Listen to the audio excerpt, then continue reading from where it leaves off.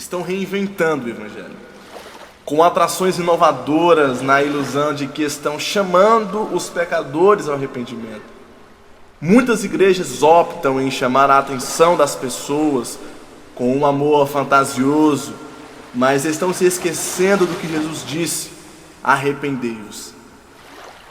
Esquecem que chamar um pecador ao arrependimento para que este reconheça suas falhas perante Deus é a maior demonstração do amor que um cristão pode ter por um ímpio. E também, na verdade, é um ápice da piedade para com o próximo. A carta ao menino Timóteo faz todo sentido nos nossos dias, pois muitos aderiram às fábulas, às falsas doutrinas, se tornaram apóstatas, falsos mestres, ensinando um evangelho lucrativo, próspero, estranho, se esquecendo do céu.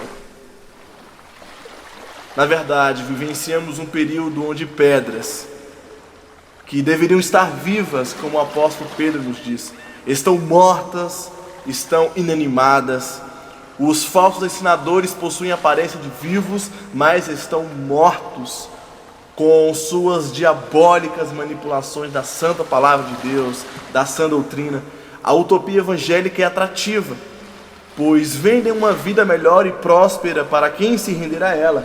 É vantajosa, pois dizem que quem opta por ela terá mais oportunidades de sucesso, de ser bem-sucedido. É material, mas pouco espiritual. É terrena, mas pouco celeste, antropocêntrica, ignorando Deus como soberano e centro de tudo. Estão tirando o céu como uma legítima promessa esperançosa dos santos e estão direcionando a esperança nas coisas da terra. Já não olham mais para o Criador, mas sim para o que Ele pode oferecer. São como pardais, ciscando por migalhas, sem olhar para o pão vivo. Os limites do Evangelho são ultrapassados e desrespeitados quando passamos a dizer que tudo nos é lícito, e não só isso, mas também que tudo nos convém. A partir daí, meu irmão, ultrapassamos o imenso abismo que separa o Evangelho de suas heresias. Chegamos ao campo das fantasias e insanidades religiosas, muito longe de Cristo e de sua luz. Muitos se tornaram doutores de suas próprias filosofias, de suas próprias e livres interpretações sobre a Bíblia. Porém, os erros que esses homens cometem não estão longe de nós. Não podemos nos achar bons o bastante para acharmos que estamos livres de delitos semelhantes. Se acharmos que estamos livres disso, seremos como na parábola do fariseu que olhou para o céu agradecendo, dizendo: graças te dou, porque não sou como os demais homens. Será que nós somos realmente diferentes? Se somos, não é pelo nosso coração que achamos que seja bom, mas é pelo Espírito Santo que habita em nós. Irmãos, sabemos que o mais conhecido dos modos de tornar o Evangelho místico, estranho, antibíblico, é fazendo meninices e promovendo espetáculos circenses, sem ordem, sem decência, sem racionalidade nenhuma.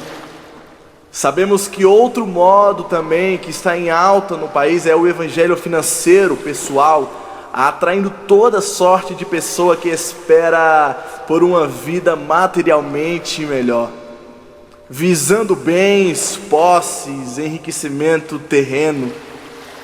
Como se não fosse suficiente o bombardeio de utopias cristãs pelo Brasil, estamos querendo pregar também um evangelho totalmente teórico e inerte. Mas estamos nos esquecendo que o evangelho também é prática, e prática diária.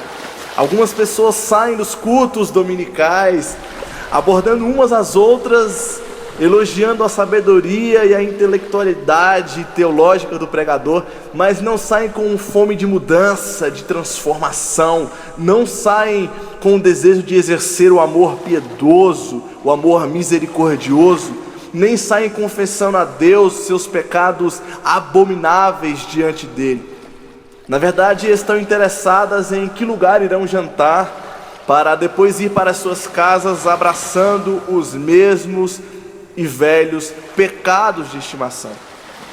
Por isso faço das palavras de Leonard Ravenhill as minhas, que se Jesus pregasse a mesma mensagem que alguns ministros pregam hoje, ele jamais teria sido crucificado. É exatamente isso. Pregar o que as pessoas querem ouvir e não o que precisam necessariamente ouvir é um erro estúpido. A missão do Evangelho é expor o próprio Evangelho e suas verdades, expor a própria verdade que é Cristo.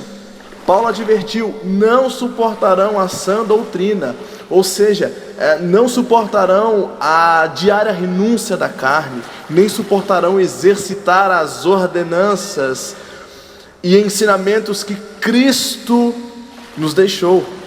E justamente por isso modificarão a doutrina cristã das mais diversas formas possíveis. O apóstolo também avisa que, como consequência de não suportar o Evangelho, eles desviarão os ouvidos da verdade e voltarão às fábulas. É terrível. As palavras de Paulo são as mais atuais possíveis. O profeta Oséias, em seu apelo final, afirma: quem é sábio e tem entendimento, quem tem discernimento e bom senso, todo aquele que considera a minha palavra, aqueles que se dedicam a compreender as minhas orientações. Muitos falsos ministros nos nossos dias se desviaram das verdades bíblicas e desconsideraram a essência da palavra de Deus.